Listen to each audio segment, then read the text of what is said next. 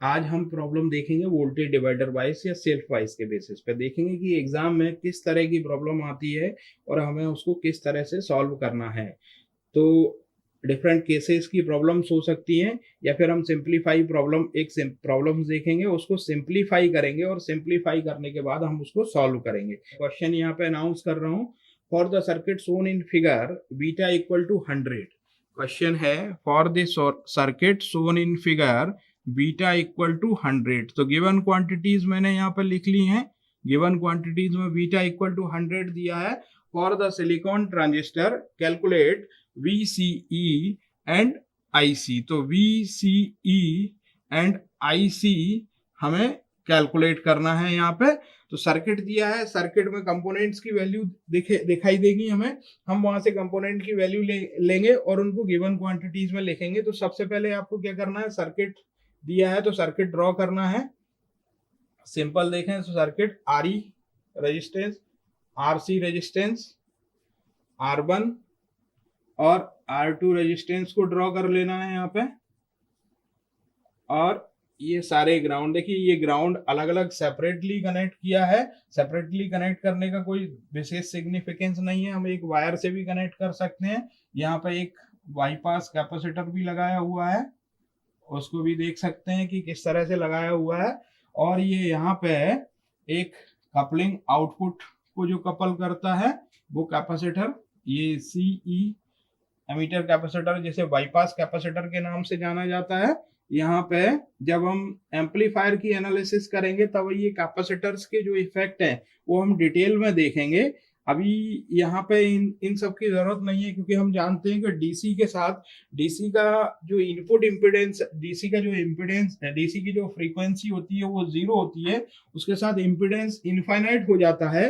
तो इसलिए capacitor open circuit हो जाता है डीसी के साथ। एसी के साथ शॉर्ट सर्किट होता है। तो जब एसी को डिस्कस करेंगे तब हम बात करेंगे यहाँ पे। तो अभी सिंपल सर्किट देख रहे हैं वोल्टेज डिवाइडर वाइज के लिए। तो यहाँ पर 10 वोल्ट है। यहाँ क्वेश्चन में ऐसा कुछ बोला नहीं गया कि कौन सी वाइसिंग है, लेकिन हमें हमारे नॉलेज के बेस पे ये आइडेंटिफाई करना है कि ये वोल्टेज डिवाइडर वाइज सर्किट है। तो RC equal to 1 kilo ohm दिया है यहाँ पे, R1 equal to 10 kilo ohm दिया है यहाँ पे, R2 equal to 5 kilo ohm दिया है यहाँ पे, RE equal to 500 ohm given है आपको क्वेश्चन में, और बीटा इक्वल टू 100 दिया है। तो मैं यहाँ वैल्यू सारी लिख देता हूँ।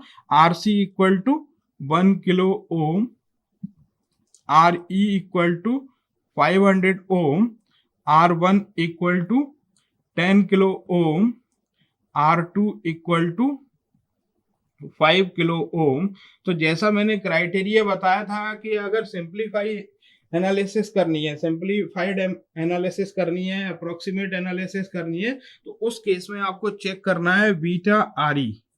Beta RE should be greater than equals to 10 R2। Beta RE should be greater than equals to 10 R2। तो मैं सब्स्टिट्यूट करता हूँ, बीटा की वैल्यू 100 है, RE की वैल्यू यहाँ पे दिया है 500 ओम, और ग्रेटर देन इक्वल्स टू का साइन लगाता हूँ। तो यहाँ देखूंगा तो 10 इंटू R2 इक्वल टू 5000 है, 5 किलो ओम, तो इक्वल हो रहा है, that means 50,000 is equal to 50,000 equal हो रहा है। तो हम यहाँ पे सिंप्लीफाइड मेथड और अप्रोक्सीमेट एनालिसिस यूज कर सकते हैं। उस केस में यहाँ पे VT की वैल्यू कैलकुलेट कर सकते हैं। VT equal to approximately R2 upon R1 plus R2, nothing special. यहाँ पे IB जो होगा उसको निगलेक्ट करके चलते हैं, हम IB को निगलेक्ट करके चलते हैं। तो इसलिए यहाँ पे जो अप्रोक्सीमेट एनालिसिस बोला जाता है इसको, तो VT equal to R2 upon R1 plus R2 into VCC। तो देखें हमें सारी वैल्यूज मालूम है, तो R1 और R2 की वैल्यूज भी हमें पता है, यहाँ पे देख सकते हैं। तो R2 की वैल्यू है 5 into 10 to the power 3 divided by 10। R1 की वैल्यू 10 किलो ओम और R2 की value 5 kilo ohm, 5 into 10 to the power 3, then it will provide us value 3.33 volt. तो यहाँ पे देख सकते हैं कि मैंने R2 की वैल्यू रखा है 5 into 10 to the power 3 into VCC की वैल्यू 10, उसके बाद divided by 10 into 10 to the power 3, plus 5 into 10⁻³ और इसको जब कैलकुलेट करेंगे तो VT की अप्रोक्सीमेट वैल्यू आएगी 3.33 वोल्ट। RV की वैल्यू हम कैलकुलेट कर सकते हैं। यहाँ पे RV की वैल्यू क्या है, R1 into R2 divided by R1 plus R2, that means 10 into 5 divided by 10 plus 5 और it will provide 50 divided by 15, तो 3.33 किलो ओम। किलो ओम में है ये सारी क्वांटिटी, इसलिए ये फाइनल क्वांटिटी भी किलो ओम में आएगी, यहाँ से देख सकते हैं। अब नाउ हमें आरवी की वैल्यू मालूम है, वीटी की वैल्यू मालूम है, जो क्राइटेरिया था हमें वो क्राइटेरिया हम फुलफिल कर रहे थे।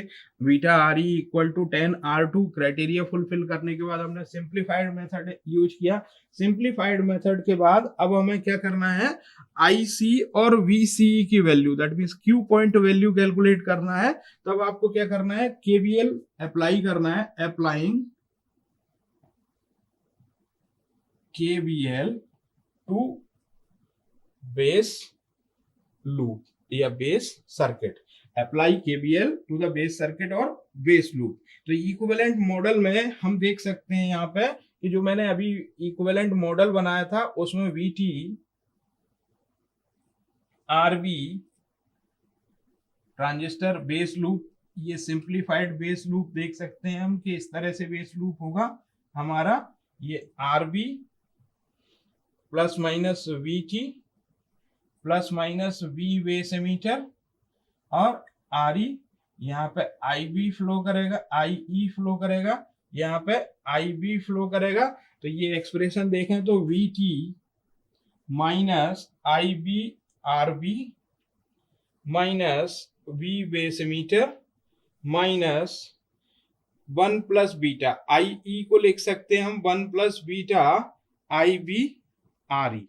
आई बी के लिए सॉल्व करना है, इसलिए मैंने यहाँ पे लिखा हुआ है आई सी इक्वल टू, मैं सिंपल यहाँ लिख देता हूँ I equal to 1 plus beta I B, क्योंकि क्या होता है I equal to I C plus I B. तो आई सी को लिख सकता हूँ मैं बीटा आई बी, तो इसलिए हो गया 1 plus beta I B, 1 plus beta I B. तो इस आई बी के लिए मैंने इस इक्वेशन को सॉल्व किया है, then V T minus V base emitter divided by R B plus 1 plus beta R E. अब मेरे पास इस फॉर्मूले में सब्स्टिट्यूट करने के लिए सभी वैल्यूज हैं, क्योंकि मैं पहले से आरवी की वैल्यू वीटी की वैल्यू कैलकुलेट कर चुका हूं। सिलिकॉन ट्रांजिस्टर दिया है, तो सिलिकॉन ट्रांजिस्टर के लिए बेस एमीटर वोल्टेज की वैल्यू 0.7 वोल्ट होती है, मैं सब्स्टिट्यूट कर सकता हूं यहाँ पे। तो इस एक्सप्रेशन में सब्स्टिट्यूट करने पर 3.33 माइनस 0.7 डिवाइडेड बाय आरवी की वैल्यू मुझे मालूम है, अभी मैंने कैलकुलेट किया है, तो 3.33 इंटू 10⁻³ प्लस बीटा प्लस 101 हो गया।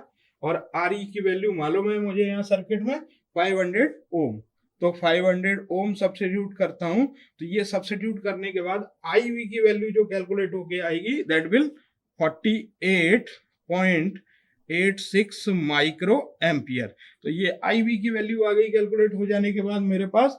अब मुझे आईसी का सेकंड स्टेप क्या है, आईसी की वैल्यू कैलकुलेट करना है। तो IC equal to beta I V होता है, 100 से मल्टीप्लाई कर दूंगा मैं आई वी की वैल्यू को, तो that will 100 into 48.86 into 10⁻⁻6. This will provide me value 4.886 milli ampere. ये वैल्यू मुझे मिल जाएगी किसके लिए, आई सी के लिए वैल्यू।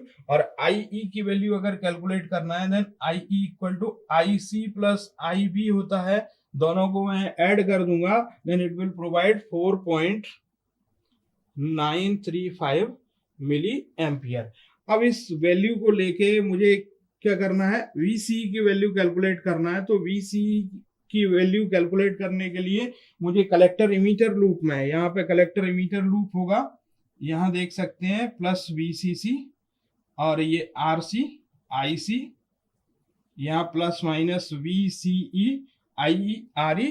तो इस लूप में VCE equal to VCC minus IC RC minus IE RE, और इसमें सारी वैल्यूज जब मैं सब्स्टिट्यूट करूंगा तो वैल्यू सब्स्टिट्यूट करने के बाद जो मेरे पास BC की वैल्यू आएगी दैट विल 2.4665 वोल्ट।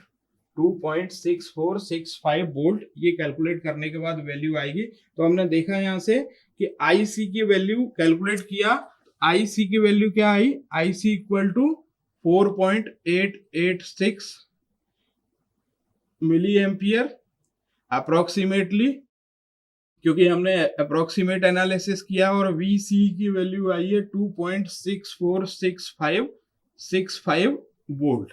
तो ये जो कैलकुलेट करना था मैंने यहाँ पे अप्रोक्सीमेट एनालिसिस किया, क्योंकि अप्रोक्सीमेट एनालिसिस के लिए जो क्राइटेरिया था वो फुलफिल हो रहा था, beta RE should be greater than equals to 10R2। अब वो क्राइटेरिया फुलफिल हुआ तो मैंने सीधा सिंपली VT की वैल्यू कैलकुलेट किया। यहाँ पे VT की वैल्यू कैलकुलेट करने के बाद RV की वैल्यू कैलकुलेट किया।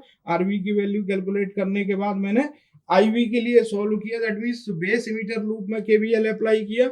उसके बाद मैंने IC के लिए सॉल्व किया जो कि बीटा IV होता है, और उसके बाद कलेक्टर इमीटर लूप में KVL अप्लाई किया तो VC की वैल्यू के लिए सॉल्व किया। और इस तरह से क्वेश्चन में जो रिक्वायर्ड वन था IC और VC, वो वैल्यूज मैंने यहाँ पे कैलकुलेट कर चुका हूँ। तो देख सकते हैं आप दोनों वैल्यूज यहाँ पे गिवन है, IC और VC। ये अप्रोक्सीमेट एनालिसिस है वोल्टेज डिवाइडर वाइज की, और जनरली एग्जाम में ये क्राइटेरिया फुलफिल होता है, तो इसी मेथड से आपको सॉल्व करना है। Thank you.